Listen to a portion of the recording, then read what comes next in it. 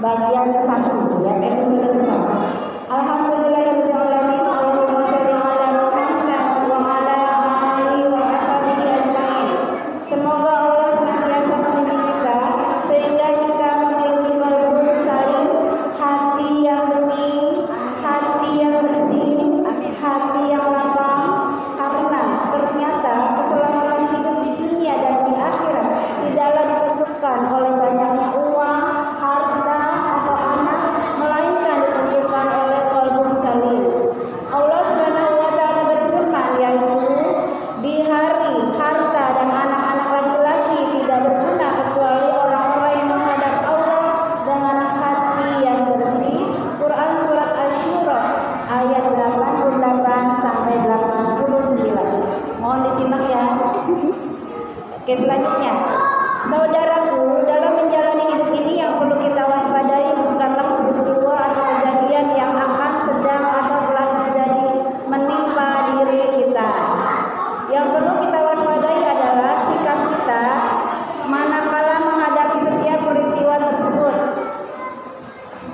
Kita kasih kunci untuk mendistribusikan dulu makanya.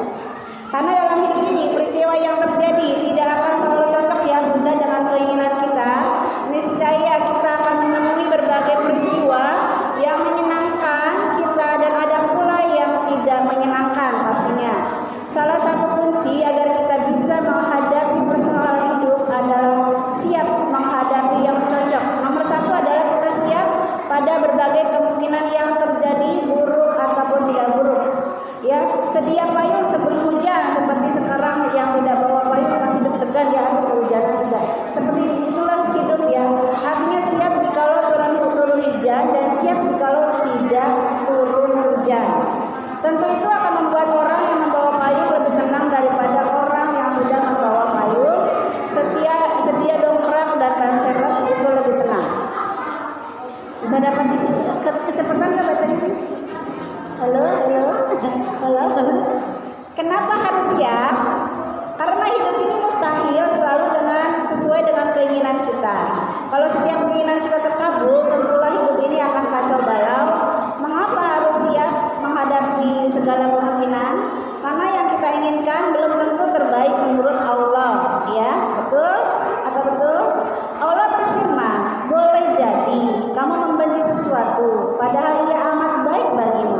Dan boleh jadi pula kamu menyukai sesuatu, padahal ia amat buruk bagimu. Allah mengetahui sedang kamu tidak mengetahui.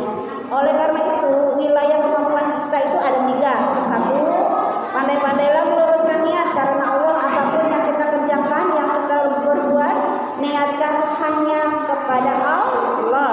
Kedua, sempurnakan ikhtiar. Jadi kalau sudah itu jangan pasrah saja, kita juga harus selalu ikhtiar, berusaha semaksimal mungkin, baru kita pasrahkan kepada Allah. Kemudian ketiga, pasrahkan hasilnya kepada Allah Subhanahu wa taala.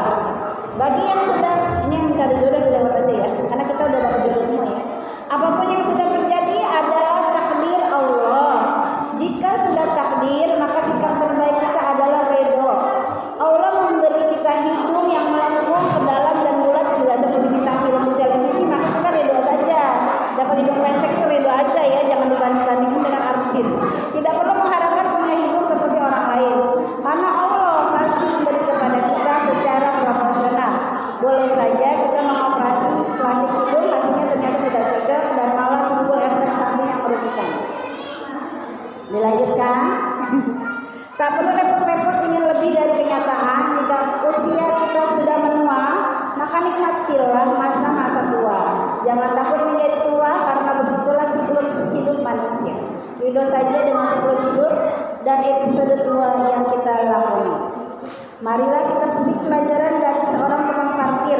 Ibaratnya kita tukang parkir ya, karena dititipkan semuanya dari Allah. Dia senantiasa siap dengan kedatangan setiap kendaraan yang hendak parkir di tempatnya. Demikian pula jikalau setiap pemilik kendaraan itu mengambil kembali kendaraannya dan pergi, ia akan selalu siap. Mengapa demikian?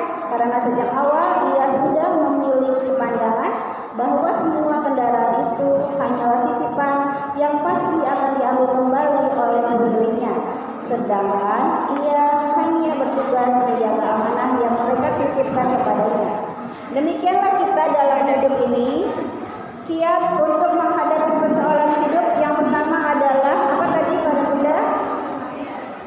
Nomor satu apa tadi? Memiliki kesiapan dalam menghadapi kenyataan ya. Maka kita akan ringan menghadapi setiap peristiwa, bahkan peristiwa seberat dan sepahit apapun, seperti yang terjadi dengan saya, kehilangan putri saya, kemudian yang terjadi dengan Gubernur Jawa Barat sekarang, Al-Fatihah ya, karena putranya sudah diambil kembali oleh Yang Maha Kuasa hanya di Sungai Swiss ya. Jadi kita walaupun sepahit dan seberat apapun, kita berusaha untuk menerima kenyataan hidup. Baiklah para jamaah, ketenangan yang hadir di dalam hati kita dalam menjalani hidup ini tiada lain adalah karena kekuasaan Allah Subhanahu wa Ta'ala. Hanya Allah yang kuasa menghadirkan rasa tenang di dalam hati kita.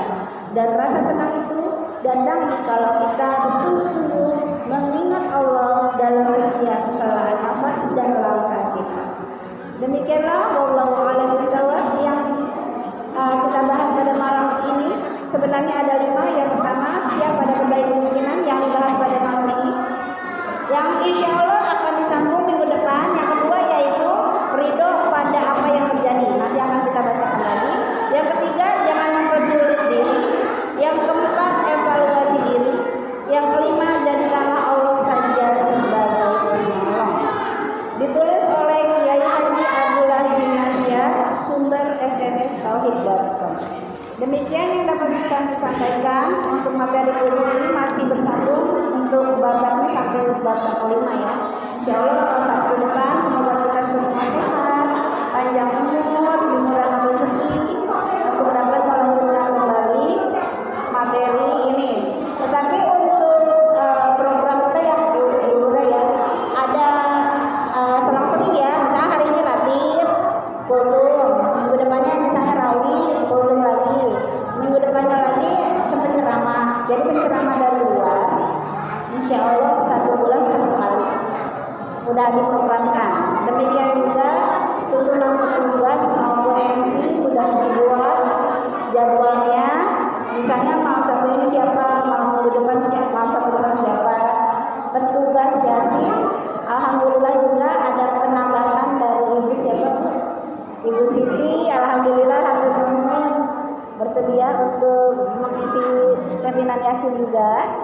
Dan untuk pembacaan kultum juga dari jamaah boleh aja silakan, karena kita kan bersama-sama ya. Jadi kalau kita membaca sedikit siraman rohani, insya Allah kita akan mendapatkan sedikit ketenangan lah ya. Oh begini ternyata hidup ini ternyata tidaklah seindah yang kita inginkan, tetapi Allah menguji sesuai dengan kemampuan kita insya Allah. Itu saja yang dapat disampaikan. Lebih kurang mohon maaf. Wassalamualaikum warahmatullahi wabarakatuh.